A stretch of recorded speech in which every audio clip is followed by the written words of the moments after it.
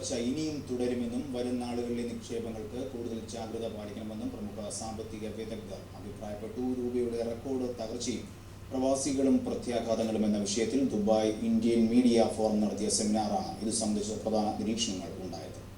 Indian രൂപയുടെ record മൂല്യത്തകർച്ചയുടെ പശ്ചാത്തലത്തിലാണ് Indian media forum ദുബായിൽ സെമിനാർ നടത്തിയത്.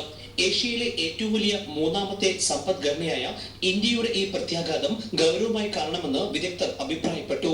രൂപയുടെ മൂല്യത്തകർച്ച ഇനിയും തുടരുമെന്നും വരും നാളുകളിലെ നിക്ഷേപങ്ങൾക്ക് കൂടുതൽ ജാഗ്രത പാലിക്കണമെന്നും പ്രമുഖ സാമ്പത്തിക വിദഗ്ധനും ബർജിൽ ജിയോജിത് സെക്യൂരിറ്റീസ് ഡയറക്ടറുമായ KV ഷംസുദ്ദീൻ പറഞ്ഞു. അതേസമയം സ്വർണ്ണവില ഇനിയും വ്യതിയാനാണ് സാധ്യത. സ്വർണത്തിലുള്ള നിക്ഷേപം ശ്രദ്ധിച്ചു വേണമെന്നും IPMC ഗ്രൂപ്പ് JRG ഇന്റർനാഷണൽ CEOയും ഡയറക്ടറുമായ PK സജിത് കുമാർ പറഞ്ഞു.